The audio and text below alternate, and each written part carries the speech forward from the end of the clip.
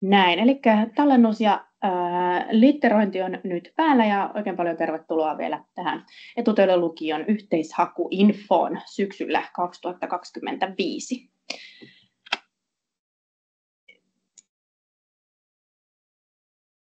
Tässä näette vähän tämän päivän sisältöä, eli käydään läpi vähän yleisiä tiedotettavia asioita, sitten tulee jatko-opintoihin ja korkeakoulujen opiskelijavalintaan liittyviä asioita ja sitten vielä yhteishausta asioita. Pyritään pitämään tilaisuus 45-minuuttisena, että päästään sitten päivän muihin asioihin. Muutamia tärkeitä ajankohtaisia asioita. Eli keväällä YÖ-tutkintoon osallistuville pidetään YÖ-info 3. helmikuuta. Penkkarit on 5. helmikuuta, eli YÖ-info käytännön asioihin liittyen pidetään jo tuossa vähän ennen penkkareita, eli kirjoituksiin on tuosta sitten matkaa vielä reilun kuukauden verran. Keväällä kirjoitettavien aineiden pakollisten opintojen suoritusten on näyttävä Vilmassa viimeistään maanantaina 25. helmikuuta. Eli jotta opiskelija voi saada osallistumisoikeuden kevään YÖ-kokeisiin, pitää olla ne pakolliset opinnot vähintään tehtynä siitä kirjoitettavasta aineesta. Ja pyydänkin huomioimaan sen, että kun suoritukset pitää olla täällä rekisterissä viimeistään maanantaina 25. päivä helmikuuta, niin se tarkoittaa sitä, että ne pitää sitten puuttuvat tehtävät, työt, mahdolliset kokeet, muut pitää olla tehtynä sitten jo ennen tuota, eli me ollaan määritelty tuommoinen päivämäärä kuin 9. helmikuuta, jotta sitten opettajilla on aidosti mahdollisuus arvioida ja tarkastaa nämä suoritukset. YÖ-koetta ennen pidetään vielä tekninen harjoitus. Tämä pidetään ihan vasta sitten, kun täällä koululla on YÖ-tilat saatu taas rakennettua. Eli tämä tiedotetaan sitten lähempänä YÖ-kokeita. Se on yleensä ollut edellisellä viikolla sitten ennen YÖ-koen rupeaman aloitusta. Päättötodistukseen vaadittavien töiden tai tehtävien palautus on myös sitten tuolloin huhtikuun loppupuolella 24. päivä ja lukion koko oppimäärä, eli 150 opintopistettä, joista se 20 opintopistettä tulee olla valtakunnallisia valinnaisia opintoja, niin sen tulee olla valmis ja rekisterissä, eli Vilmassa näkyvissä 4.5. mennessä, jotta valmistuu tulevana keväänä ylioppilaaksi. Ja muistutan, että tiedotuksen seuraaminenhan on sitten teidän opiskelijoiden tehtävä, eli Vilmassa tulee tärkeitä tiedotteita ja niistä pitää olla hyvin kartalla.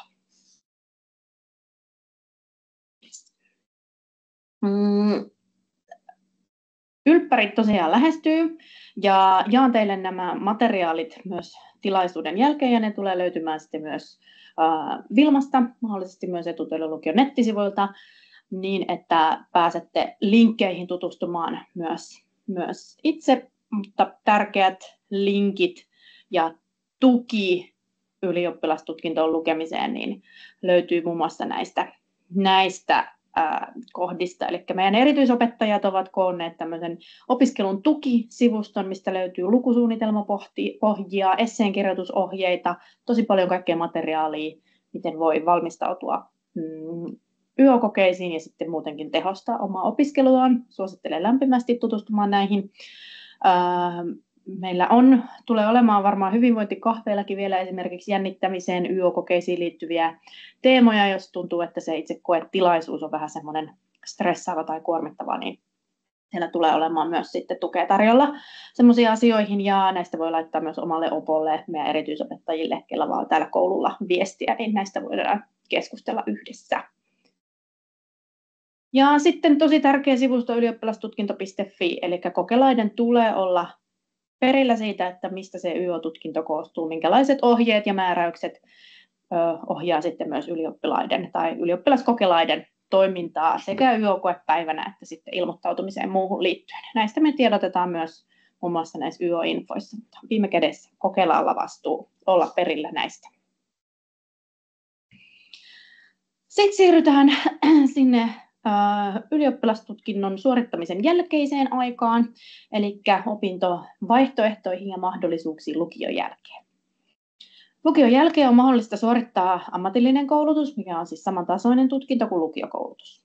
Jos ammatilliseen koulutukseen lähtee lukion jälkeen, niin opintojen kesto on vain noin 2 vuotta. Eli siellä ei tarvitse nuoren tehdä sitten sellaisia yhteisiä tutkinnon osia, eli muun muassa äidinkieltä, matematiikkaa, ruotsia, englantia, mahdollisesti jotain muuta, mitkä sitten voidaan hyväksi lukea sillä lukio-opinnoilla. Eli lähtökohtaisesti, jos ammatilliseen koulutukseen siirtyy, niin saa keskittyä niihin ammatillisia valmiuksia tuoviin opintoihin. Sitten meillä on korkeakoulumaailmasta Suomessa vaihtoehdot ammattikorkeakoulu ja yliopisto. Ja ammattikorkeakouluopinnot on korkeakoulututkinto, se on alempi korkeakoulututkinto ja sen kesto on 3,5–4, joissakin jopa 4,5 vuoteen. Yliopistotutkinnot on sitten kestoltaan yleensä sen 5 vuotta, mutta siellä suoritetaan ensin se 3 vuoden kandidaatin tutkinto ja sitten 2 vuoden kestoinen maisterin tutkinto. Mutta Suomessa tosiaan, kun haetaan opiskelemaan, niin jos haetaan yliopiston opiskelemaan, niin melkein kaikkiin hakukohteisiin niin myönnetään sitten suoraan opiskeluoikeus sinne maisteritutkintoon saakka.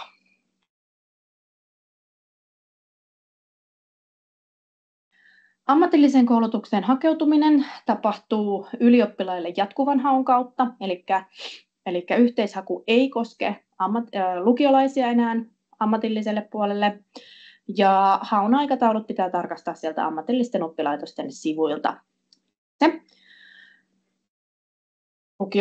Ammatillisten opintojen kestosta olikin jo aikaisemmin puhetta. Sitten siirrytään ammattikorkeakoulujen ja yliopistojen puolelle ja muutamat tunnusmerkit käydään ensin läpi. Eli kuvassa on nyt infografiikka liittyen Suomen ammattikorkeakouluihin, eli tuolta vasemmasta yläreunasta näette sen matkan sinne, eli ammattioppilaitos tai lukiokoulutus tarvitaan siihen pohjatutkinnoksi, jotta voi sitten ammattikorkeakouluun päätyä opiskelemaan. Opiskelemaan valitaan todistusvalinnalla tai valintakokeella ja opiskeluiden kesto on sitten tuo 3,5–4,5 vuotta. Ja lukemisen ja kirjoittamisen osuus opinnoista on ihan merkittävä. Toki sitä käytännönläheisyyttä myös on huomattavasti enemmän kuin mitä kohta näette, miten vertaillaan tuossa yliopiston puolelle. Ammattikorkeakouluopinnoissa vaaditaan itsenäistä otetta opiskeluun, mutta samaan aikaan sieltä on myös aika paljon tukea ja ryhmämuotoista opiskelua luvassa. Eli riippuen vähän alasta, niin ammattikorkeakoulussa voi olla ihan tilanne, missä opiskelijalle annetaan lukujärjestys käteen ja sen pohjalta lähdetään suorittaa opintoja eteenpäin. Ammattikorkeakoulusta tehdään lopputyö, joka on käytännönläheinen tutkielma. Nyt minulla on tässä esillä yliopistosta vastaava infograafi. Yliopiston myös kelpoisuutena vaaditaan ammatillinen perustutkinto tai lukiokoulutus, eli ylioppilastutkinto, ja sitten opiskeluun pääsemiseksi siellä on olemassa valintakoevalinta tai sitten se todistusvalinta, mennään niihin kohta tarkemmin, ja opintojen kesto tosiaan 3–5 vuotta. Lukemisen ja kirjoittamisen osuus opinnoista on vähän suurempi ehkä kuin siellä ammattikorkeakoulun puolella. Myös teoriakäytännön painotus niin painottuu sinne teorian puolelle käytäntöä kuitenkaan täysin unohtamatta, mutta esimerkiksi yliopistoissa ei ole välttämättä pakollista harjoittelua ollenkaan, mitä sitten taas siellä ammattikorkeakoulujen puolella yleensä on. Itsenäinen ote opintoihin on ehdottoman tärkeää, eli se semmoinen opiskelijan oma vastuu korostuu sekä toki jo siellä ammattikorkeakoulun puolella, mutta yliopisto-opinnoissa myös. Ja lopputyönä tehdään tutkielma, se tehdään sekä siinä kandidaatin tutkinnon loppuvaiheessa kandidaatin tutkielma, että sitten maisteritutkinnon lopussa se vielä laajempi pro-gradu-tutkielma. Eli omaan aiheeseen, omaan opiskelualaan liittyvän aiheen tutkimus.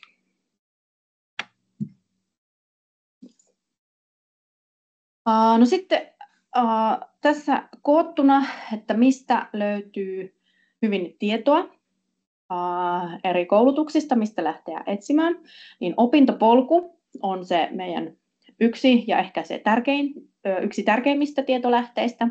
Eli opintopolkuun kootaan aina ennen kaikkea yhteishakuja tulee tiedot koulutuksista, hakuohjeista, valintakriteereistä, näin poispäin. Ja siellä on niin kuin se varmasti ajantasainen tieto. Eli nyt kun me katsotaan vaikka ensi kevään yhteishakuja, niin ne koulutukset, mitkä siellä on esimerkiksi haussa, niin ne on pitänyt nyt tähän marraskuun loppuun mennessä olla siellä varmasti esillä ja kaikki ne hakutietoineen päivitettynä.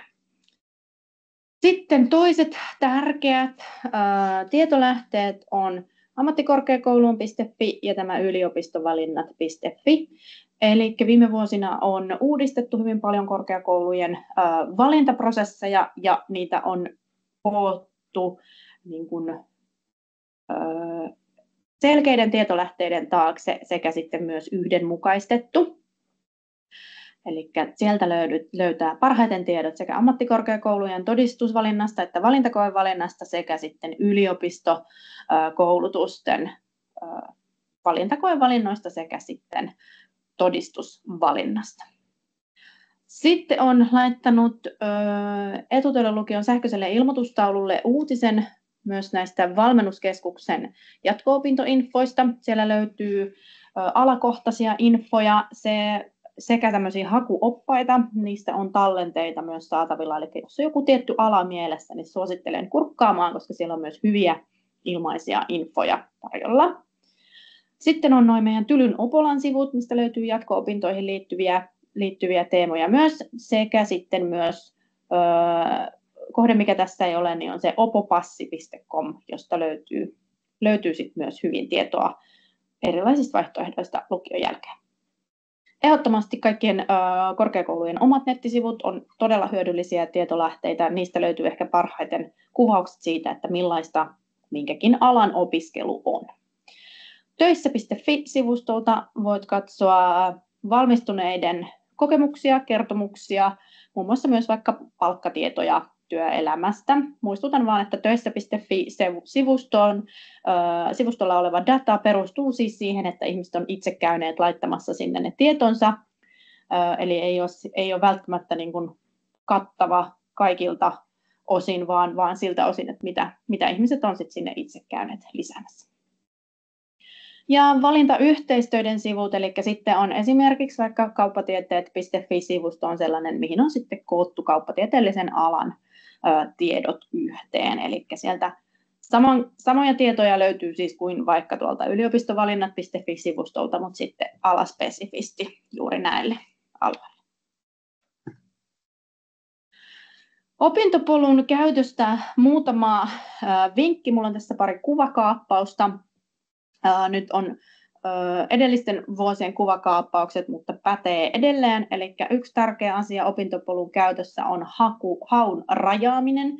Eli jos opintopolun hakutoimintoa käyttää niin täytyy laittaa sinne hakurajauksia, jotta sitten saa niitä tuloksia, mitä oikeasti haluaa katsoa. Eli jos sieltä hakee pelkästään esimerkiksi otsikolla psykologia, niin se antaa siellä minkä tasoisia tutkintoja tahansa sekä sitten yksittäisiä kursseja tai myös vaikka kansanopistojen linjoja ja muuta sellaista.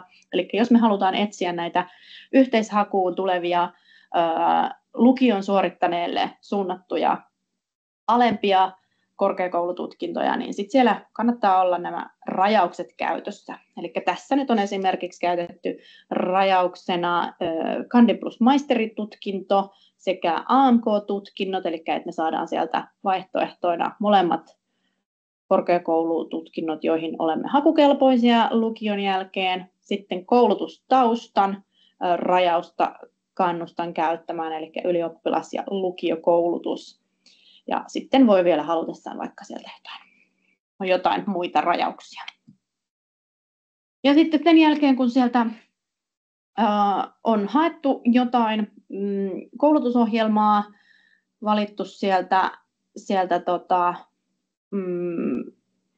missä koulutusta voi opiskella, eli siellä se tarjoaa yliopistoja ja ammattikorkeakouluja. Niin sitten kun päätyy tämmöiseen kohtaan, missä löytyy se varsinainen hakukohde, niin valintaperusteetkin löytyy vielä täältä klikkauksen takaa, eli opintopolkua selatessa niin tärkeää olla huolellinen, että pääsee aina sinne valintaperusteisiin saakka. Sitten varsinaiseen opiskelijan valintaan. Eli opiskelijaksi voi tulla valituksi joko YÖ-todistuksella tai valintakokeella. Ja nämä on nyt ne 2 pääväylää. Tämän lisäksi meillä on myös muita väyliä, mutta me ei käydä niitä tänään läpi, koska ne on sitten hakukohdekohtaisia. Mutta siellä voi olla jotain esimerkiksi näyttötutkintoa tai kurssivalintaa. On toki myös esimerkiksi taidealoille ennakkotehtäviä, soveltuvuuskokeita ja muuta. Ja nyt keväällä valmistuvat ylioppilaat niin huomioidaan automaattisesti näissä molemmissa hakuväylissä. Eli YÖ-todistus siellä tarkastellaan ikään kuin aina ensin. Ja sitten sen jälkeen, jos YÖ-todistuksella ei ole saanut opiskelupaikkaa, niin voi vielä osallistua valintakokeeseen. Ja valintakokeelle suurimmassa osassa tapauksista ilmoittaudutaan jo hakuvaiheessa, eli sitten jos tilanne on se, että on saanut ylioppilastutkintotodistuksella opiskelupaikan, niin valintakokeeseen ei välttämättä ole sitten enää tarpeellista mennä. On kuitenkin mahdollista hakea, eli jos saa opiskelupaikan vaikka 3. hakutoivekohteesta, niin sen jälkeen on mahdollista valintakokeella pyrkiä vielä niihin ylempiin hakukohteisiin. Sitten lyhyesti siitä, että mitä se todistusvalinta korkeakouluihin pitää sisällään. Niin ammattikorkeakoulujen puolella kaikille ammattikorkeakoulualoille on sama YÖ-tutkinnon pisteytysmalli. Ja sen pisteytysmallin löydätte tuolta ammattikorkeakouluun.fi-sivustolta.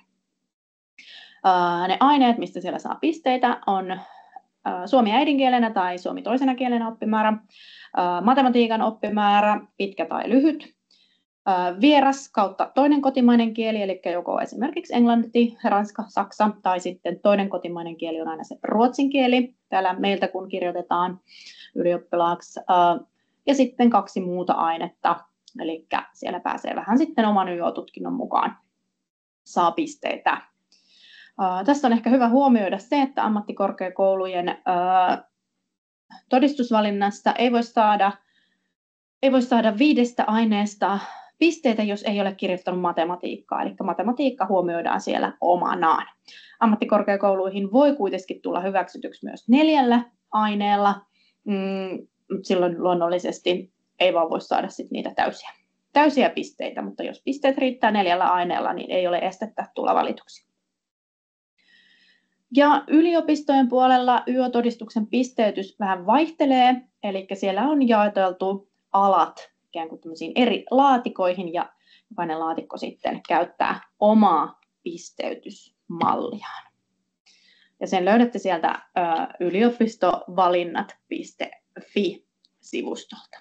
Yliopistojen todistusvalinta muuttuu nyt tulevalle keväälle, ja meidän 23 aloittaneiden ryhmien kanssa on lukion alusta asti tutustuttu myös näihin tulevana keväänä, nimenomaan näihin tulevana keväänä voimaan tuleviin. Eli nämä on onneksi ollut tiedossa, että nämä muuttuu ja ollaan pystytty niihin sitten tutustumaan jo sieltä ihan ykkösvuodesta alkaen. Ja lyhyesti vaan, että pisteytysmalli muuttuu vähän enemmän siihen suuntaan, missä painotetaan sitä, että opiskeltaisiin niitä aineita täällä lukiossa, mitkä aidosti kiinnostaa, ja siellä vähän tasapuolistuu sitten esimerkiksi eri reaaliaineiden niin kuin se, miten niistä saa pisteitä jatko-opintoihin haettaessa. No sitten valintakokeisiin, eli sekä ammattikorkeakouluun että yliopistoon on valintakokeet, ja ammattikorkeakouluissa on yhteinen AMK-valintakoe, jossa kaikille aloille hakevat opiskelijat osallistuu kohdeohjelman opetuskielen englannin kielen sekä päätöksentekotaitojen osuuteen. Ja sitten muut osiot tässä valintakokeessa vähän vaihtelee sen mukaan, että hakeeko opiskelija esimerkiksi tekniikan aloille vai hoitoalalle vai sote-puolelle, liiketalouteen, näin poispäin. Eli siellä on sen lisäksi muun muassa tunneälytaitoihin, eettisiin taitoihin ja sitten matematiikkaan ja fysiikkaan liittyvät tämmöiset syventävät osiot. Ja yliopistojen puolella on taas 9 erilaista kansallista valintakoetta. Nämä 9 kansallista valintakoetta on ollut käytössä ensimmäisen kerran 25 keväällä, eli tämä on myös suhteellisen uusi juttu, ja näiden valintakokeiden lisäksi voisi olla käytössä soveltuvuuskokeita tai muuta. Ja hyvä huomioida, että taidealoilla on oma valintakoeprosessinsa, eli ne ei tätä kansallisia valintakokeita käytä. Ja yliopistojen puolelta niin se yliopistovalinnat.fi on se, mistä löytyy tieto myös näistä valintakokeista. Ja siellä muistutuksena vielä se, että jos todistusvalinnalla on hyväksytty opiskelemaan, niin silloin valintakokeeseen ei tarvitse osallistua, ellei sitten halua tavoitella sitä korkeamman hakukohteen paikkaa. Ja todistusvalinnan tulokset, ne tulee silloin vähän sen jälkeen, kun varsinaiset ylioppilastutkinnon tulokset on tullut, eli siinä toukokuun puolenvälin jälkeen ennen kesäkuun alkua tulee sitten todistusvalinnan tulokset, ja suurin osa näistä valintakokeista on sitten siinä heti kesäkuun alussa, voi olla jo toukokuun lopussa, mutta täytyy aina sieltä hakukohteen kautta varmistaa se, että milloin on minun hakukohteeni valintakoe. Pääsääntö on se, että valintakokeisiin ei tule mitään erillistä kutsua, vaan valintakokeen paikka ja aika on valittu silloin jo hakulomaketta täytettäessä, ja sitä ei voi enää sitten sen jälkeen muuttaa. Eli täytyy maaliskuussa hakuaikaan olla sitten jo tarkkana siitä, että minne olet ilmoittautunut valintakoetta tekemään, ja sinne on sitten mentävä. Muutama termi, minkä halusin tähän ottaa esille. Eli joihinkin hakukohteisiin voi olla kynnysehtoja.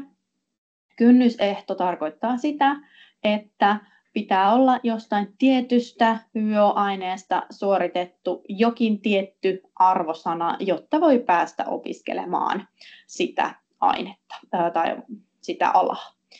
Eli tärkeää aina kurkata, että ne hakukohteet, mihin olette hakemassa, että onko sinne määritelty tällaista kynnysehtoa, onko se semmoinen, minkä sä tulet saavuttamaan, onko sun kannattava sinne hakea. Sitten on ensikertalaiskiintiö, todella tärkeä käsite yhteishaussa ja korkeakouluhaussa ylipäätään. Eli ensikertalaiskiintiö tarkoittaa sitä, että suurin osa korkeakoulujen aloituspaikoista on varattu ensimmäistä korkeakoulupaikkaa hakeville opiskelijoille. Ja se voi tarkoittaa sitä, että ensikertalaisen on vähän helpompi päästä sisään kuin sellaisen, jolla on jo jokin toinen korkeakoulututkinto aloitettuna tai peräti suoritettuna. Ja ensikertalaiskiintiö, niin sen ensikertalaisuusstatuksen menettää vasta siinä vaiheessa, kun ottaa jonkun opiskelupaikan vastaan. Eli tämä on nyt tärkeä huomioida, eli pelkästään hakeminen ei vaikuta ensikertalaisuusstatukseen, vaan vasta se, kun opiskelupaikkaa tarjotaan, niin otatko sen vastaan, niin vasta se sitten määrittelee sen, että oletko jatkossa ensikertalainen vai et. Ja yhden paikan säännös tarkoittaa siis sitä, että korkeakouluhausta on mahdollisuus ottaa vain yksi korkeakoulupaikka vastaan. Eli vain yhden korkeakoulupaikan voi ottaa vastaan ja aloittaa opinnot. Sitten meillä on tällä kalvolla korkeakoulujen yhteishaun aikataulu. Eli ensimmäinen yhteishaku korkeakouluihin tapahtuu jo tammikuussa, 7. tammikuuta alkaen. Ja tässä ensimmäisessä yhteishaussa on aina vieraskieliset koulutukset, eli ammattikorkeakoulujen ja yliopistojen vieraskieliset koulutukset, todella paljon muun muassa englanninkielisiä koulutuksia tarjolla. Sitten ensimmäisessä yhteishaussa on myös taideyliopiston koulutukset ja Tampereen yliopiston teatterityön koulutus. Ja sitten kevään toinen yhteishaku on maaliskuussa, 10. maaliskuuta alkaen, ja siellä on sitten ammattikorkeakoulujen ja yliopistojen suomen- ja ruotsinkieliset koulutukset. Eli tuo kevään toinen yhteishaku on se suurin yhteishaku, missä on eniten niitä opiskelupaikkoja ja hakukohteita tarjolla. Ja näistä molemmista kevään yhteishauista niin opinnot aloitetaan sitten syksyllä 2026. Eli nämä molemmat hakuajat, niin näissä haetaan koulutuksiin, mitkä alkaa sitten seuraavana syksynä. Lisäksi meillä on sitten myös syksyn yhteishaku, joka on aina syyskuun tienoilla syksyisin, ja siellä haetaan keväällä alkaviin, eli tammikuussa alkaviin koulutuksiin. Mulla ei ole sitä nyt tässä, koska ne ei ole nyt tällä hetkellä vielä, ei ole tiedossa esimerkiksi hakukohteet, mitkä siellä seuraavan syksyn yhteishaussa on. Siellä on aina vähemmän koulutuksia kuin mitä näissä kevään yhteishaussa on. Yhteishaun tekemisestä.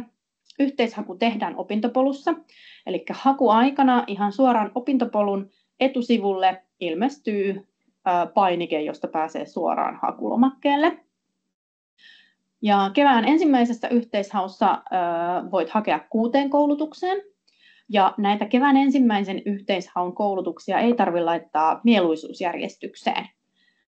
Eli tässä on semmoinen, että kun ensimmäisessä yhteishaussa hakee, niin sulle voidaan tarjota sieltä vaikka kaikkia 6 paikkaa, jos olet niin hyvin menestynyt sitten hakuprosessissa. Kevään toinen yhteishaku, voit sielläkin hakea 6 opiskelupaikkaan, mutta siellä hakukohteet täytyy asettaa mieluisuusjärjestykseen. Ja täällä kevään toisessa yhteishaussa sulle voidaan tarjota sieltä vain 1 korkeakoulupaikkaa. Eli kaiken kaikkiaan kevään yhteishauissa sulle voidaan tarjota jopa 7 korkeakoulupaikkaa, mutta näistä 7 sä voit ottaa vain 1 vastaan. Ja nyt se, mikä on tosi tärkeä muistaa, on se toisen yhteishaun mieluisuusjärjestys, sillä sut voidaan hyväksyä toisessa yhteishaussa siihen kohteeseen, mihin sä ensimmäisenä tuut hyväksytyksi. Eli jos sä saat opiskelupaikan sun ykköshakukohteesta, niin kaikki muut toisen yhteishaun hakukohteet mitätöityy.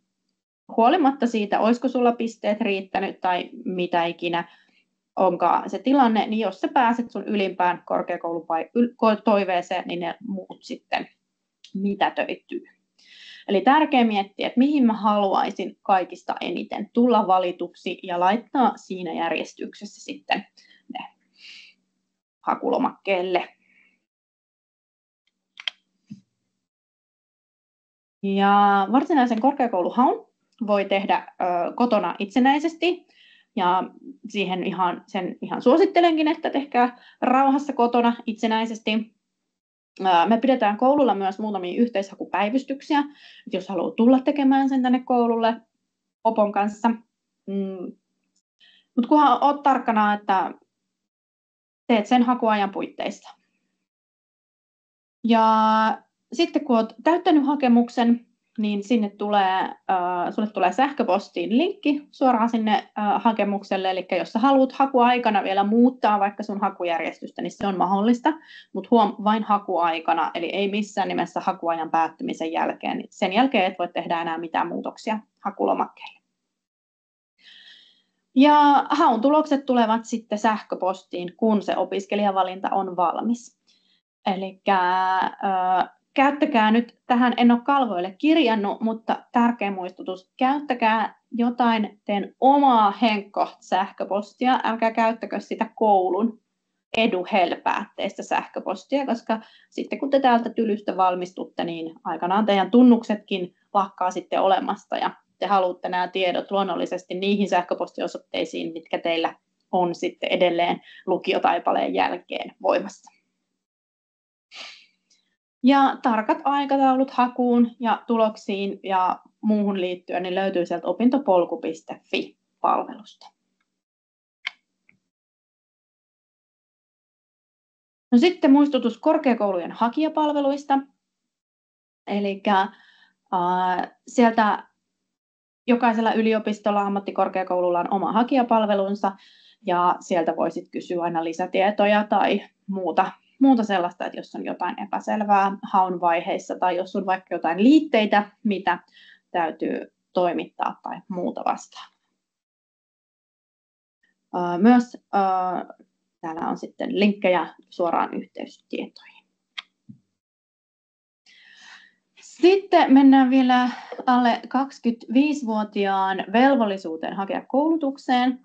Eli tästä me koetetaan tuolla ABI-keskusteluissa teitä muistutellakin, mutta nyt on hyvä, että tulee sitten mahdollisesti kotiväellekin tiedoksi, että nuoria koskee hakuvelvoite, eli alle 25-vuotiaiden tulisi hakea aina keväällä seuraavana syksynä alkavaan tutkintoon johtavaan koulutukseen. Sen ei siis tarvitse välttämättä olla ammattikorkeakoulu- tai yliopistokoulutus, vaan se voi olla myös ammatillinen tutkinto.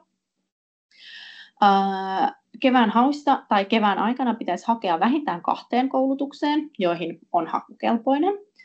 Ja sitten jos näihin koulutuksiin järjestetään pääsykokeet tai joku muu näyttötilaisuus, niin pitäisi myös osallistua sitten näihin pääsykokeisiin. Ja jos saa opiskelupaikan, eli jos tämän prosessin päätteeksi tarjotaan opiskelupaikkaa, niin se tulisi myös ottaa vastaan. Ja jos siis nuori ei hae koulutukseen nyt valmistumiskeväänä, ja jos nuori on syyslukukauden alussa työtön, tulee työttömyysturvaa hakiessa kertoa, mihin koulutuksiin on hakenut, ja jos on ilman syytä jättänyt hakematta koulutukseen, menettää oikeuden työttömyysetuuteen syyslukukauden alusta alkaen. Ja nyt sitten toinen, mikä on nyt uusi tärkeä asia huomioida myös tässä, että jos kävisi niin kurjasti, että ei ole sitten opiskelupaikkaa ja työllistyminenkin on nuorilla suhteellisen hankalaa tällä hetkellä, niin työmarkkinatuen 21 viikon, eli noin 5 kuukauden odotusaika koskee nyt myös sitten lukiosta valmistuneita.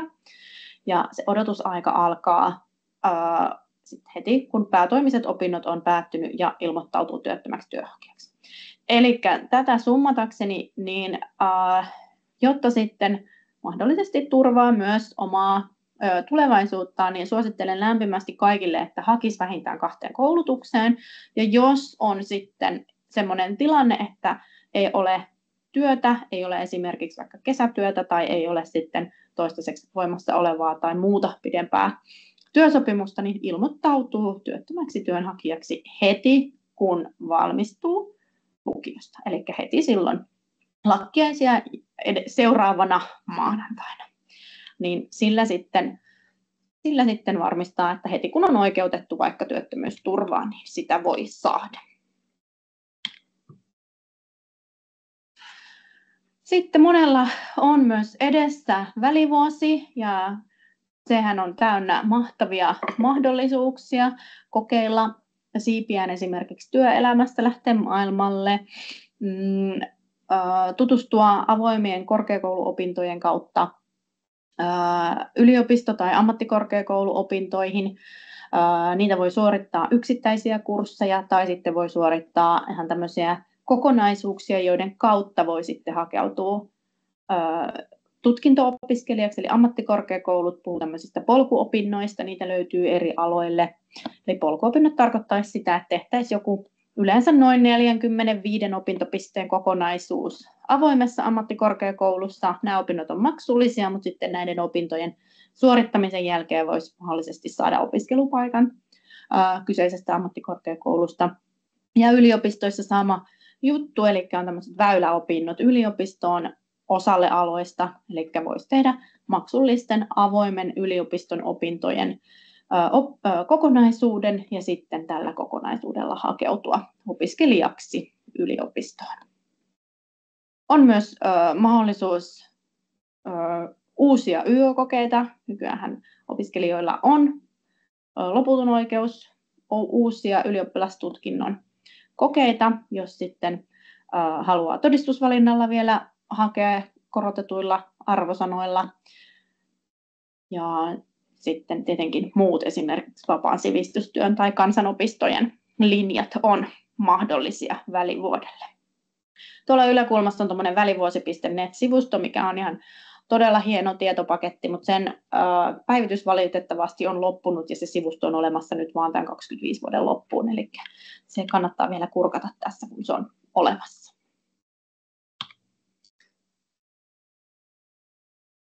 Näin. Meillä alkaa olemaan asiat käytynä läpi. Jos jokin asia mietityttää, niin opot on täällä opiskelijoita varten näissä korkeakouluhakuasioissa ja muutenkin lukion jälkeisissä asioissa.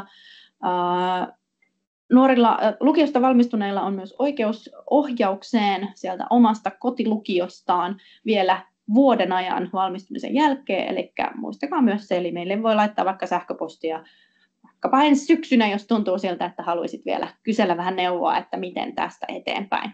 Sen lisäksi mä muistutan ohjaamoista, eli esimerkiksi tässä Kampissa ihan meidän koulun lähellä, se Kampin kauppakeskuksen tai tennispalatsin vierestä löytyy ohjaamo, missä on sitten nuorille alle 30-vuotiaille suunnattua ohjaustoimintaa. Eli siellä on ihan esimerkiksi vaikkapa jatko-opinto-ohjausta tarjolla, mutta sitten myös muita hyviä ohjauspalveluita. Näin. Mä kiitän tässä vaiheessa kaikkia kuulolla olleita ja lopetan tämän tallennuksen tähän.